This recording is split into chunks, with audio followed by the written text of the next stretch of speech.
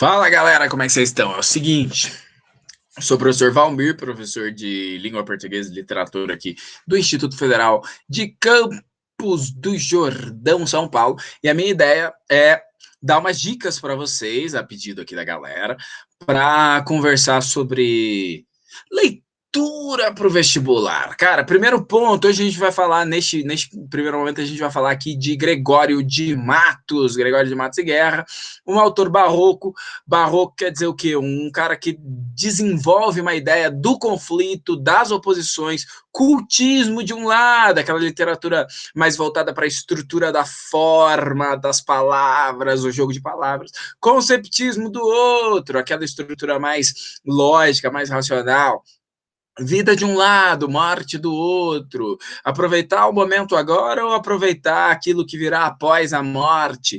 Então, esses conflitos, essas antíteses, esses paradoxos estão na base do pensamento barroco. O Gregório de Matos era um cara que viveu na Bahia do século XVII, então todo aquele contexto histórico da cana-de-açúcar, todo aquele contexto histórico do Brasil, o primeiro grande poeta realmente brasileiro, né, que fala das nossas coisas,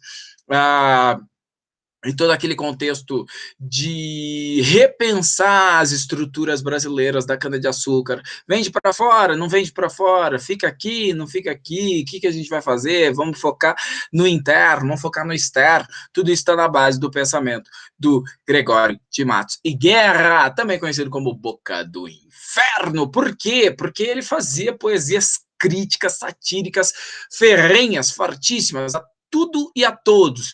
É uma poesia que hoje a gente chamaria também, principalmente por conta dessa crítica de machista, de misógina, de racista e assim sucessivamente, porque ele era, dentro do ponto de vista da leitura de hoje, todas essas coisas, não gostava mesmo, não gostava, preconceituoso pra caramba.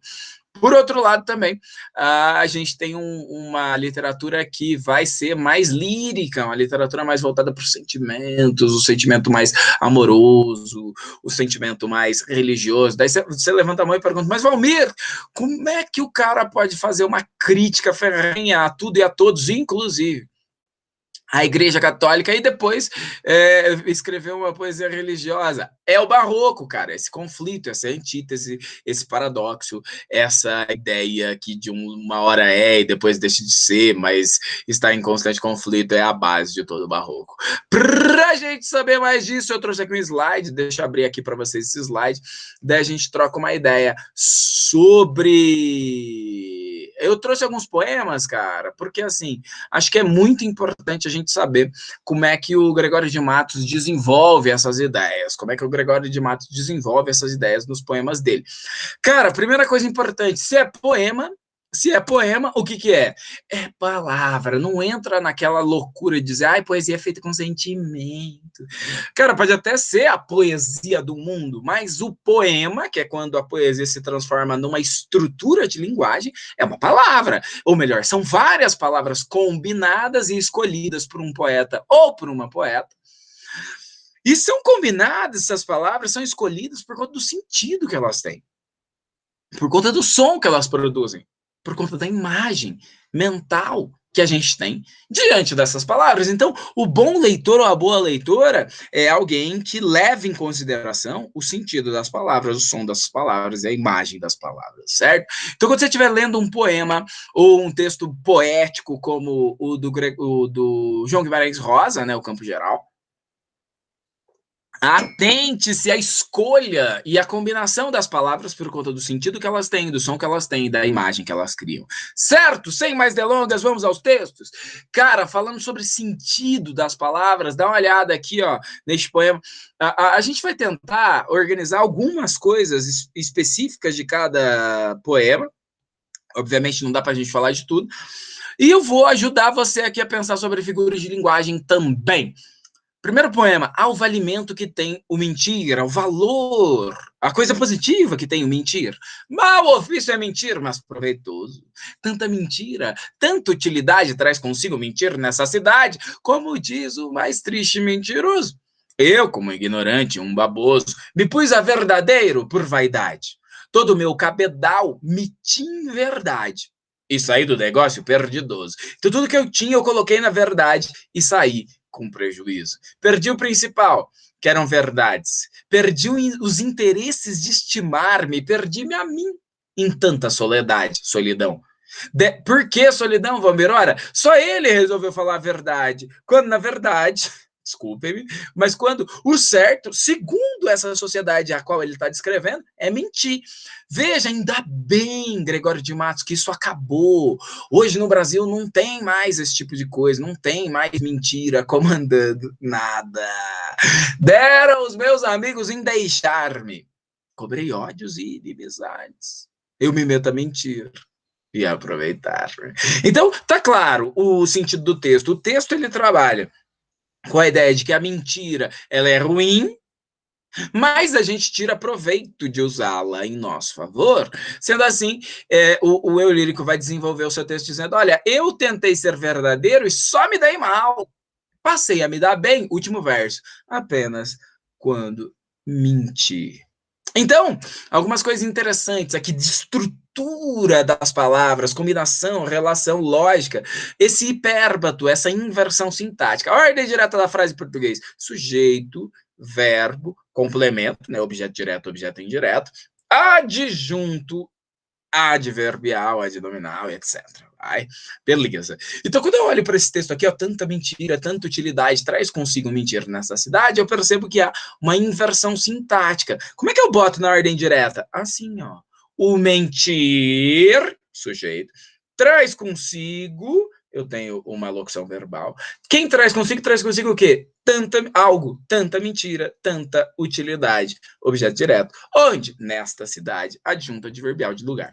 Então, essa inversão sintática provoca um sentido distinto no texto, porque primeiro você entra em contato com a mentira, depois com a ideia de utilidade, e só depois é que você percebe, tá, então a mentira traz utilidade para a cidade. Então o poeta, ele inverte a ordem das coisas para você ter acesso à mentira, a ideia de mentira primeiro. Isso grava na sua cabeça. Então o sentido do texto, a ordem do texto, o sentido das palavras, cria uma imagem mental.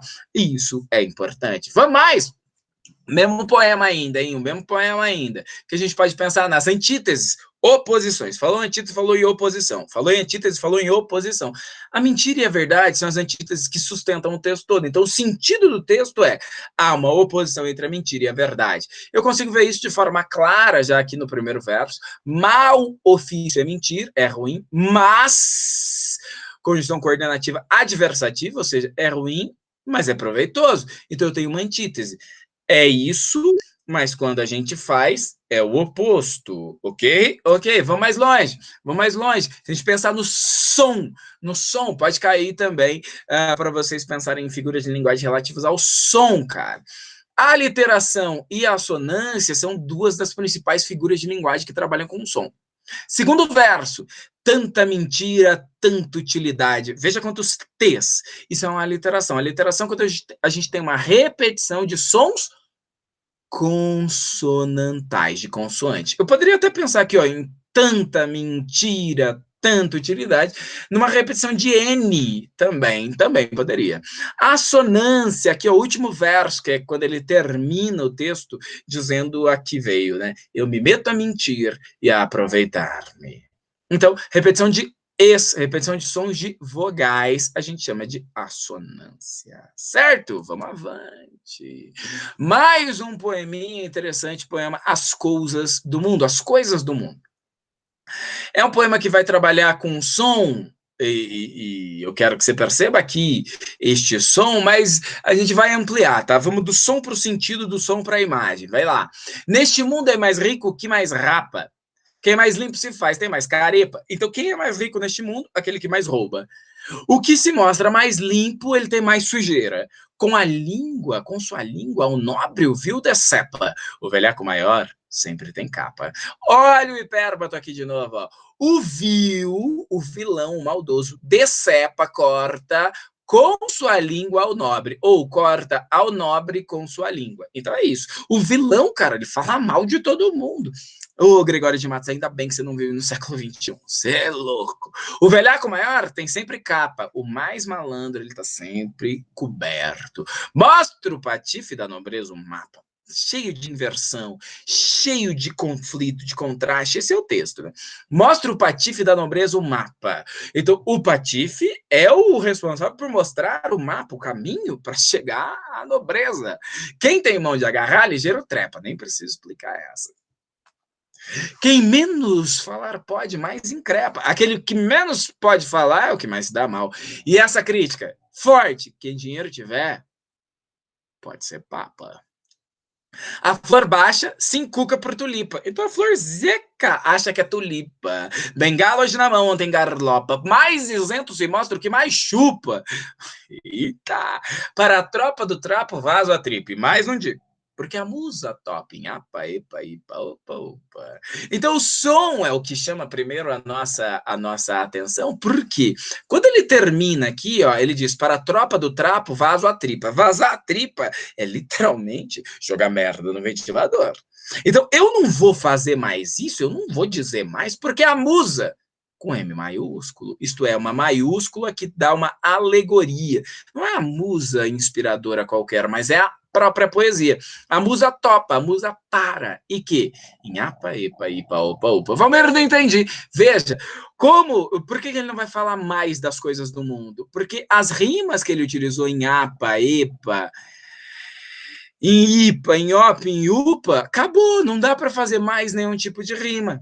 Então, ele fala das rimas que ele já usou, então o poema já usou essas rimas, e fala do próprio poema metalinguístico. Irônico pra caramba, crítico pra caramba, principalmente aqui, ó, quem dinheiro tiver pode vir a ser papa. Acho que é fácil de perceber isso.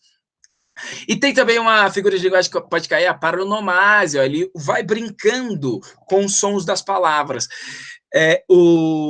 Neste mundo é mais rico que mais rapa, para a tropa do trapo faz a tripa, então as palavras têm sons muito parecidos. Valmero, mas pode cair para falar o quê? Para falar dessa preferência por escolher palavras que têm som parecido, que é típica do cultismo, cultismo, desculpa, essa vertente do barroco. Vamos avante? Vamos. Agora vamos para uma vertente mais conceptista. Por quê? Cara, conceptismo vai trabalhar mais com as imagens mentais, ele vai criar uma lógica, e a gente vai ter que chegar a essa lógica através da nossa leitura. O cara acabou de falar mal aqui da igreja, falar que quem é papa é só quem tem dinheiro. Só que ele está em conflito, porque ele é barroco. E daí ele escreve esse texto, ó. A Jesus Cristo Nosso Senhor, estando poeta para morrer. Então ele vai discutir uma ideia, é mais conceptista. Vamos ler primeiro os dois primeiros quartetos. Meu Deus, que estáis pendente em um madeiro, em cuja fé protesto de viver, em cuja santa lei hei de morrer, amoroso, constante, firme e inteiro. Neste transe, por ser o derradeiro, pois vejo a minha vida anoitecer. É, meu Jesus, a hora de se ver a brandura de um pai, manso, cordeiro. Então, calma aí, ó. O que ele está dizendo? Está pedindo para você, ele está conversando com Deus. Meu Deus, isso é um vocativo, né? Um vocativo chamando Deus para trocar ideia. Em cuja fé protesto de viver. Olha, eu estou dizendo, apesar do que eu acabei de falar, eu estou dizendo, eu protesto de viver na fé do Deus, em cuja santa lei hei de morrer. Este Deus, como é que ele é? Amoroso, constante, firme, inteiro. Então ele está criando uma imagem de Deus na sua cabeça, através dessa enumeração. Neste transe, nessa passagem, por ser a última, já que eu vejo a minha vida anoitecer, essa metáfora, que a metáfora é uma comparação, certo? Subjetiva. O que é ver a vida anoitecer? Ora, estou morrendo. Pode até pensar num eufemismo, que ao invés de dizer porque eu vou bater as botas, eu digo, eu vejo a minha vida anoitecer, eu estou fazendo uma suavização de uma imagem pesada. É, meu Jesus, a hora de se ver. Ele está cobrando Jesus. É hora de se ver, hein? A brandura de um pai manso, cordeiro. Como eu estou me dedicando a você, é sua vez de se dedicar a mim, ô Deus, ô Jesus. É isso que ele está fazendo. Então é muito mais um trabalho com a racionalidade do que com a estrutura das palavras apenas. E aí ele termina com os dois tercetos com a lógica, né? É uma lógica que a gente chama muito dialética, né? Que tem uma tese, uma antítese e uma síntese. Essa é a ideia. Muito grande é o vosso amor e o meu delito. Então, é muito grande o seu amor e é muito grande o meu pecado. Porém, por ter fim todo pode ter fim todo pecar, mas não o vosso amor, que é infinito, hipérbole. Então ele está puxando sardinha do Deus, do Cristo, e dizendo, olha, eu pequei muito, mas seu amor é muito grande. Melhor ainda, o seu amor é infinito. Esta razão me obriga a confiar. Razão que por mais que pequei neste conflito, espero em vosso amor de me salvar. Cara, ele tá chavecando Deus. Tá chavecando Deus porque eu fui um pecador, tal, mas eu tô para morrer e eu não quero ir pro inferno, não. Vai saber. Entende? Essa é a jogada do texto. Mais um texto aqui, ó, pra gente. Agora eu saio dessa vertente, que é uma vertente lírico-religiosa, vamos fazer uma análise aqui da existência. Então ele vai discutir aqui o Carpe Diem, tema muito caro ao Gregório de Matos, ele gosta muito disso, Carpe Diem, a ideia do aproveite o momento. Mas para isso ele vai fazer uma lírica amorosa junto, ele vai falar com a sua futura esposa, Maria dos Povos, diz ele.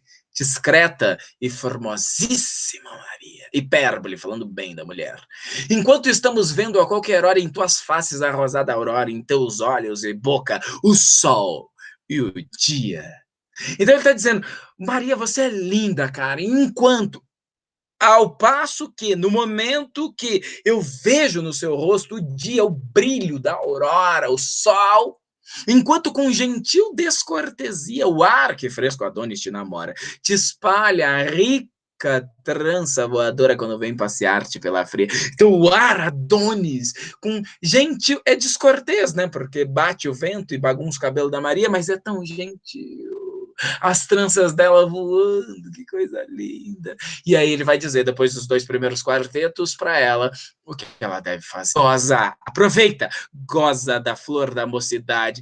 Seize the day, aproveite o dia, Carpe Diem, aproveita da flor da mocidade, que o tempo trota toda ligeireza, olha a literação aí de novo para dar ideia de velocidade, que o tempo trota toda ligeireza, imprime em toda flor sua pisada. Você, Maria, é flor,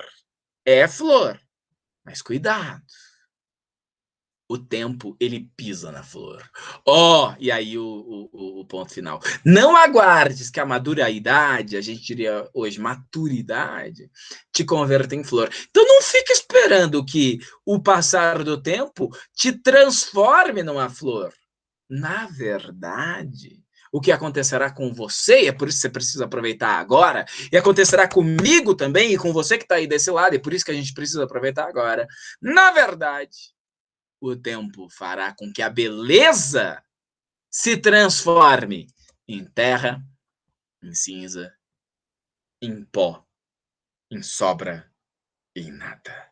É uma gradação descendente. Vai da terra para o nada. É o que nos espera a todos. Bonito, né? Agora, pensando ainda numa imagem, né, que se cria na nossa cabeça, vamos pegar esse poema Buscando a Cristo, Buscando a Cristo. O título diz Buscando a Cristo, e ele vai, a voz correndo voo, braços sagrados. Ele vai correr para os braços sagrados. Mas ele não disse que estava buscando a Cristo? Sim. Então ele pegou uma parte do Cristo, os braços sagrados, e diz que correrá a eles. Ora, ele está pegando uma parte do Cristo para representá-lo todo. Sinédoque, mais especificamente, metonímia. Então, a metonímia é quando eu pego uma parte que substitui o todo, uma coisa que substitui outra, né? O conteúdo pelo continente, o nome pela marca, assim, a marca pelo nome, assim sucessivamente. Diz ele, a voz correndo o voo, braços sagrados, nesta sacrossanta, sagrada e santa descobertos, quem os braços, que para receber-me estáis abertos, e por não castigar-me, estáis cravados. Veja, aberto e cravado como uma oposição, uma antítese. A vós, divinos olhos, eclipsados de tanto sangue, fechados, né, apagados, eclipse, escondendo a luz de tanto sangue e lágrimas abertos.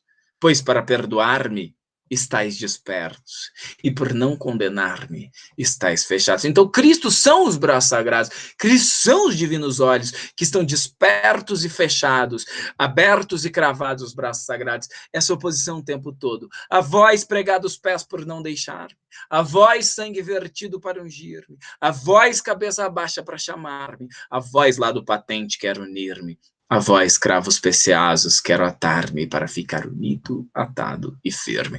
Então, ele varia numa crítica a um amor por essa ideia. Ele está esse tempo todo em conflito. Pense agora numa imagem menos religiosa e mais sentimental, mais até amorosa. No poema Os Afetos e Lágrimas Derramadas, ele vai trabalhar muito com a ideia do quiasmo, da antítese e do paradoxo. Vejamos. Ardor, ardência, infirme coração nascido, pranto por belos olhos derramado, incêndio em mares de água disfarçado, rio de neve em fogo convertido. Já começou a perceber esse jogo com o duplo, com o oposto o tempo todo? E aí, eu até peço para você pensar comigo, rio de neve em fogo convertido. Cara, o rio de neve, de repente, se transforma em fogo. Isso só é possível em uma imagem mental absurda. E essa é a principal diferença entre a antítese e o paradoxo. Quando eu tenho uma antítese, eu tenho só uma oposição. Só uma oposição. Subiu, desceu. Quando eu tenho um paradoxo, eu tenho a junção de duas ideias absurdas em uma só. Quando você junta essas duas ideias, são opostas, numa só você cria uma absurdidade. Rio de neve em fogo convertido. Pô, não faz sentido, né?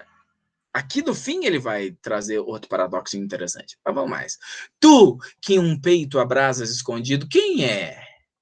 Quem é que tá abrasando, queimando esse peito escondido? Tu, que em um rosto corres desatado. Cara, é o ardor, primeiro, e o pranto, depois.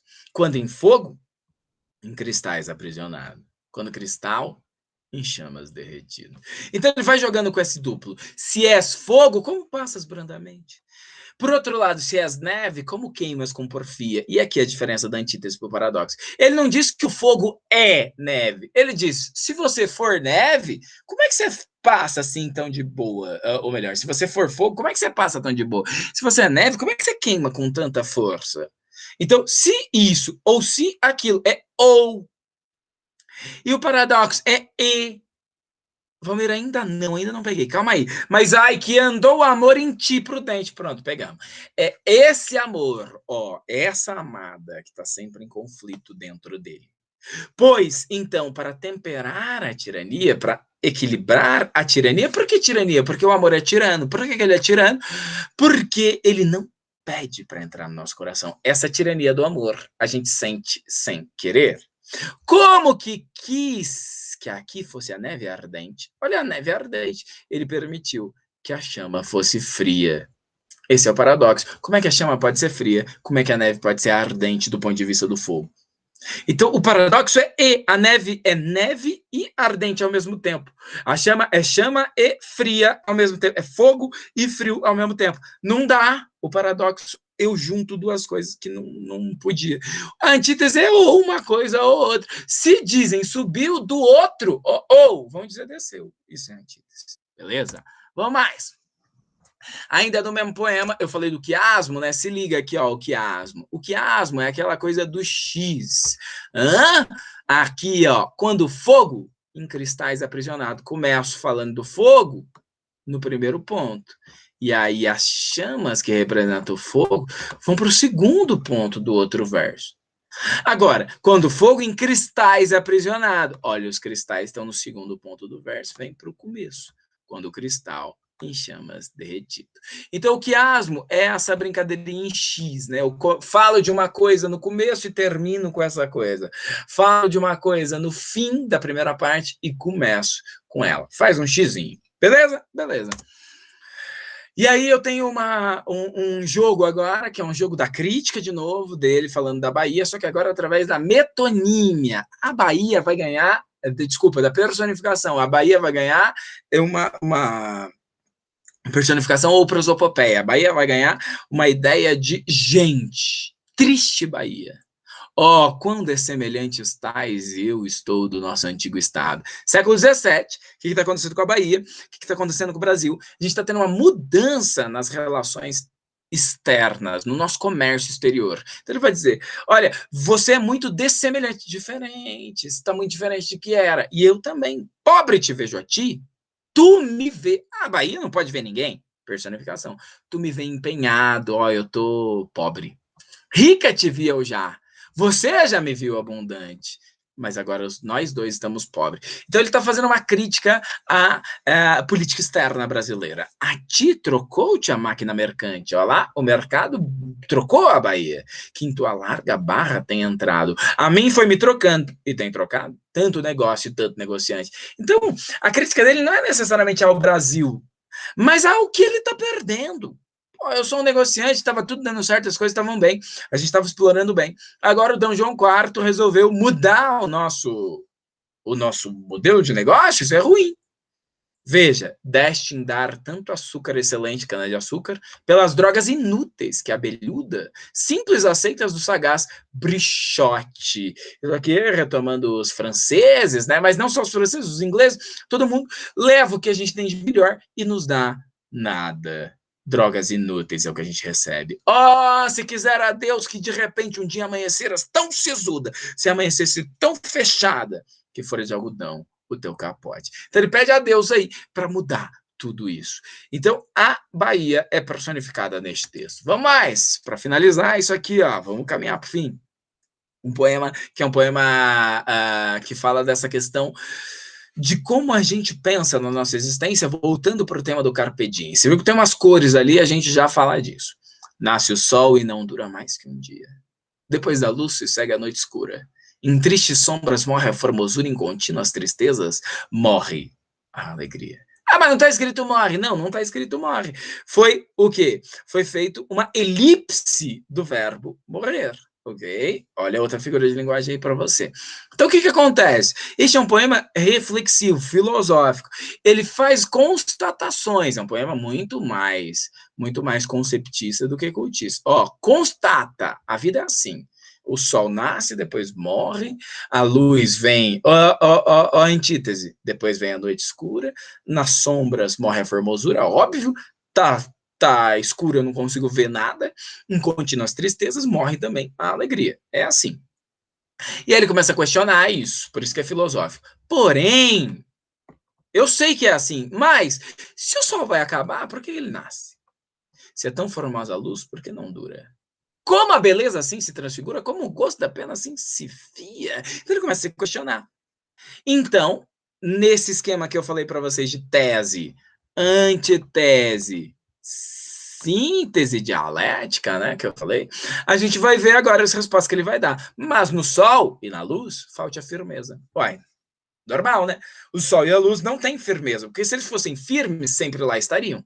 Na formosura não se dê constância, já vimos isso. A formosura não é constante, ela passa. E na alegria sinta-se tristeza. Ele está te dando uma dica de como viver. Começa o mundo, enfim, pela ignorância, pelo desconhecimento. E tem o mundo, qualquer dos bens por natureza, a firmeza somente na inconstância. Certo? Vamos ver o que essas cores aqui estão dizendo para a gente. Primeiro, esse poema a gente pode pensar na métrica dele, em termos de estrutura. Métrica é tamanho de verso. Ó. Então, pensa assim, ó, faz um ritmo que é mais ou menos assim e fale o verso nesse ritmo. Ritmo, vai. Pam, pam, pam, pam, pam. Lembra que poesia é música. Pam, pam, pam, pam, pam, pam, pam. E aí você fala o verso dentro desse ritmo. Nasce o sol e não dura mais que um dia. Beleza? Beleza. Eu faço o corte aqui, ó, só para ver como é que a gente fala isso. Ó. Nasce o sol e não dura mais, não é mais, né, que a gente fala de mais que um dia. Beleza. Nasce o sol e não dura mais que um dia. Só que eu sempre tenho que parar de contar na última sílaba tônica, então esse A não entra. Então fica, nasce o sol e não dura mais que um dia. 10, decassílabo. Se eu ler o próximo, depois da luz se segue a noite escura, 10, decassílabo. Em tristes sombras morre a formoso, 10, decassílabo. Eu paro sempre na última sílaba tônica, di, cu, zu, gri. Beleza. Por quê? Porque a partir da sílaba tônica eu começo a ver a rima. Então, dia rima com alegria. Fez parzinho, você vai botar uma letra que é igual a. Nascia rima com fia. Bota uma letra que é igual a. Escura rima com formosura. B. Dura rima com transfigura. B. E aí a pergunta, firmeza rima com tristeza, que rima com natureza. C, ótimo. Mas constância termina em ia, assim como fia é. Mas a sílaba tônica é an. Então é a partir daqui, ó, constância, que eu vou ver. Então constância rima com ignorância, que rima com inconstância. C, D, C, D, C. Certo? Certo. Questão. Sobre as características barrocas presentes no texto, considere as afirmações. Há nele um jogo simétrico de contrastes expresso por pares antagônicos como dia e noite, antagônico, oposto, luz, sombra, alegria, tristeza, acompanha antítese, e ei, óbvio. O soneto é oitocentista e cumpre os padrões de forma fixa, quais sejam rimas ricas, interpoladas nas quadras, AB, né, não é oitocentista, é setecentista, e, na verdade, a gente acabou de ver que é ABBA, foi embora, errado. O tema do eterno combate entre elementos mundanos e forças sagradas é indicado por ignorância. Parou já. O Gregório de Matos fala disso. A gente acabou de ler alguns poemas assim. Mas, neste texto, não tem sagrado. É uma reflexão sobre a existência. Está errado. A Unesp poderia, e perguntou assim para a gente, o soneto de Gregório de Matos se aproxima de qual citação? Nada é duradouro como a mudança. Não se deve indagar sobre tudo, é melhor que muitas coisas permaneçam ocultas. Nada é mais forte que o hábito. A estrada do excesso conduz ao palácio da sabedoria. Todos julgam segundo a aparência, ninguém segundo a essência. Então eles perguntam pra gente que imagem mental e que sentido as palavras do texto produzem. Nada é duradouro como a mudança. Último verso. É a firmeza somente na inconstância. Só é firme aquilo que é inconstante. Nada é duradouro, como a mudança. Ainda, agora eles vão perguntar aqui sobre a estrutura do paradoxo. É exemplo do verso, a firmeza somente na inconstância, verifica-se a quebra da lógica. Eles não disseram, mas é paradoxo, você sabe. Onde? Qual verso? Mas o sol e na luz forte a firmeza. Se é tão formosa a luz porque não dura. Depois da luz segue a noite escura. Não só não dura mais que um dia. E na alegria sinta-se tristeza. Cara, a firmeza na inconstância. Se é firme, não é inconstante. Se é inconstante, não é firme. Juntei. E é paradoxo. Onde mais junta e fica absurdo duas ideias opostas, só pode ser na E. E na alegria, sinta-se tristeza, porque na alegria você deveria sentir o que? Alegria. E na tristeza, o que? Tristeza. Você juntou isso? Contradição absurda, quebra da lógica, paradoxo. Para finalizar, então, uma dica para você. Este poema lindo, lindo, lindo, lindo, lindo, lindo, lindo, lindo, mas se você não tiver calma, você não pega. Ele vai conversar com o Fábio, vai chamar agora o Fábio para trocar uma ideia sobre a existência e vai dizer, é a vaidade, Fábio, é o tema, a imagem mental sobre vaidade. É a vaidade, Fábio, nesta vida? Rosa. Então, o que a vaidade é? É uma rosa. Depois ela vai ser planta, e depois ele vai ser uma embarcação, uma nau. Vejamos, é Rosa que da manhã lisonjeada, então logo pela manhã ela é lisonjeada, a Rosa. Púrpuras mil com ambição doirada, a airosa rompe a rasta presumida. Ou seja, é uma rosa que de manhã o sol toca e ela brilha de forma incrível. Isso é a vaidade. Que mais que ela é? É planta, que de abril favorecida por mares de soberba desatada, florida, galeota, empavesada como um pavão, bela, assim, sulca, abriu um espaço, ufana, navega destemida, ou seja, é uma planta destemida, é uma planta incrível, a vaidade, cara, é uma planta que cresce como se não houvesse amanhã, se achando melhor que todo mundo, é nau, enfim, que em breve ligeireza, com presunção, se achando a fênix generosa, porque fênix, porque é justamente aquele ser mitológico que acredita que depois da morte renasce. Galhardias apresta, talentos, alentos preza. Mas, conjunção adversativa, sempre conflituoso. Ser planta, ser rosa, ser nau vistosa. Veja que não tem o verbo ser aqui de novo, porque senão perde a métrica. Ó. Mas ser planta, ser rosa, nau vistosa. 10 decassílabo. Se ele pusesse o verbo, como é que ia ficar? Mais ser planta, ser rosa, ser nau visto. Ia dar 11, ia perder a linha que a gente está trabalhando. Tudo isso de que importa? Se aguarda sem defesa, não tem como fugir disso. Pedra na embarcação, ferro na planta e tarde para a rosa. Ou seja, se tudo vai acabar, que adianta ser vaidoso? Com essa dica eu termino. Boa prova para você, arrebenta, vai dar tudo certo.